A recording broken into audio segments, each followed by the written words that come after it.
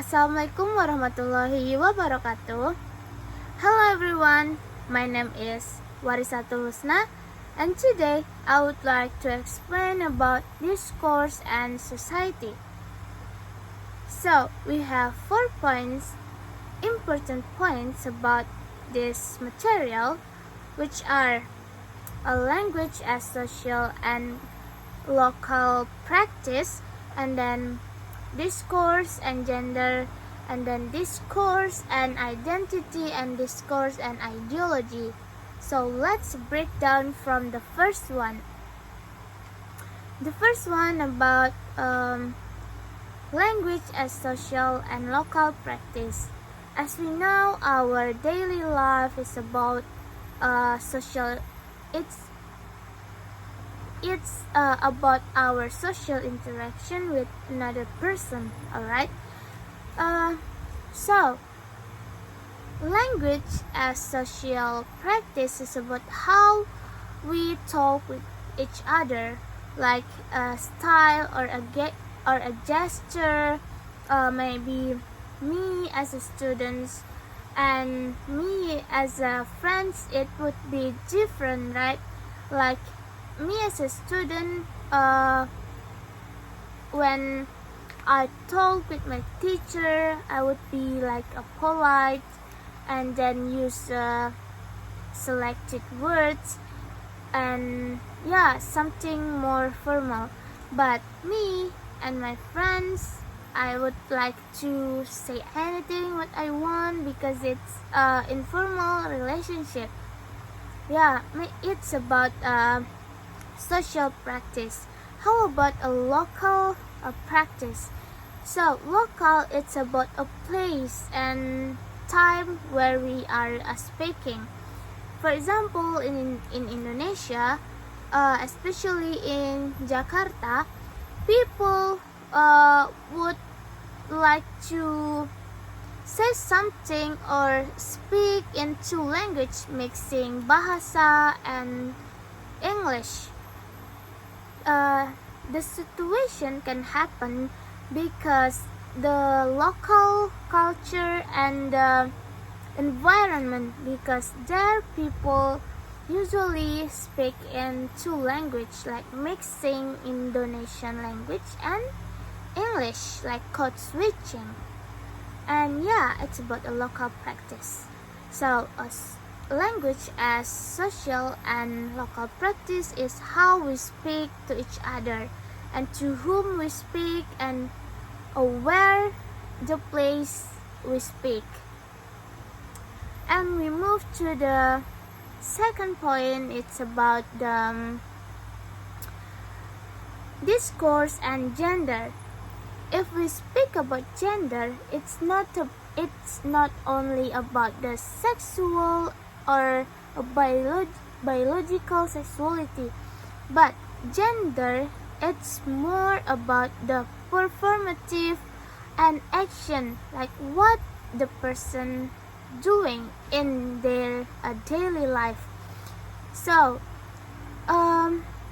gender, it's about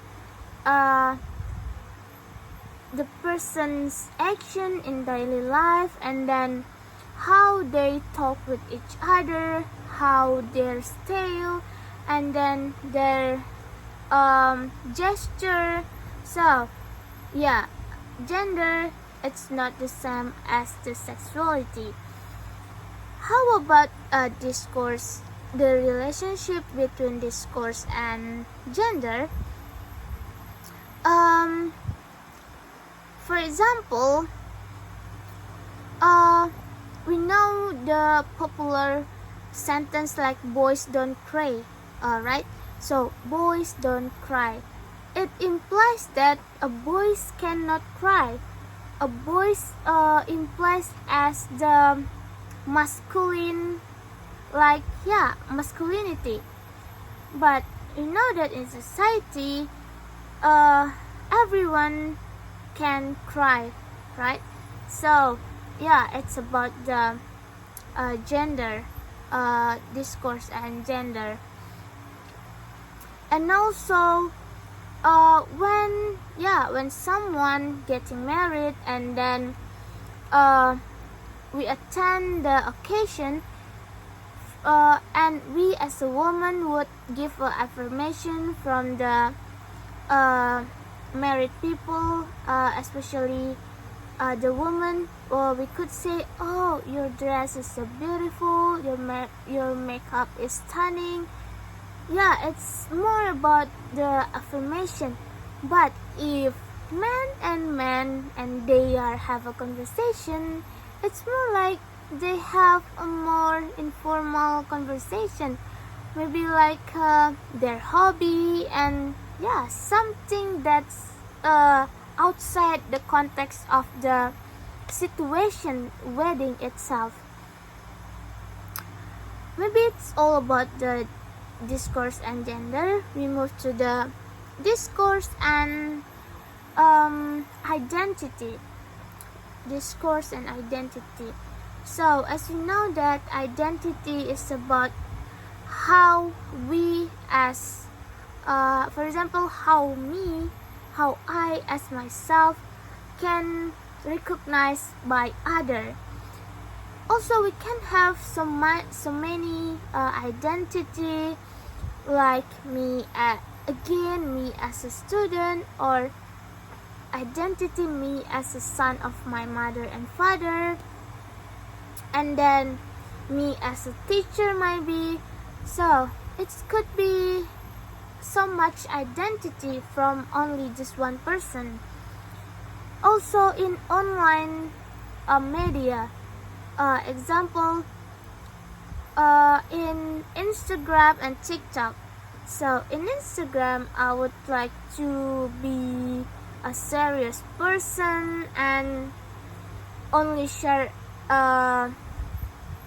important things. But in TikTok, maybe I want to seem as a funny person, and then unserious one. So discourse and identity easier to see in social media life, like in online life. Also in the book, the expert have have observed that in cyber, he called a cyber girl. So the girl would have avatar in their social media, and she pretends to be the avatar, maybe an idol or a characters of a game, and she can pretend to be another person in that platform. It's interesting. And we move to the last one, is discourse and ideology.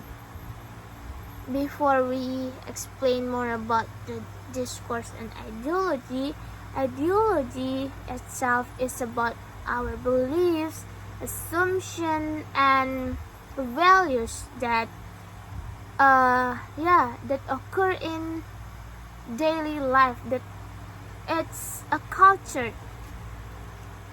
So discourse and identity, it's about a belief that every person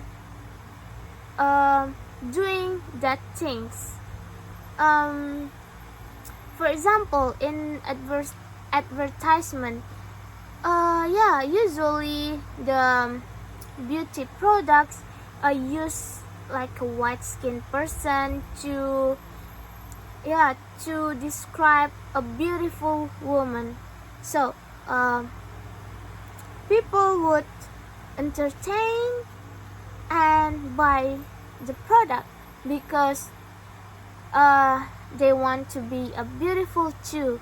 And until now, the beauty is being a white is like a standard in every girl or every woman, right? It's been cultured because in advertisement is yeah, like only white skins woman looks beautiful, and it can imply that a darker one is not beautiful.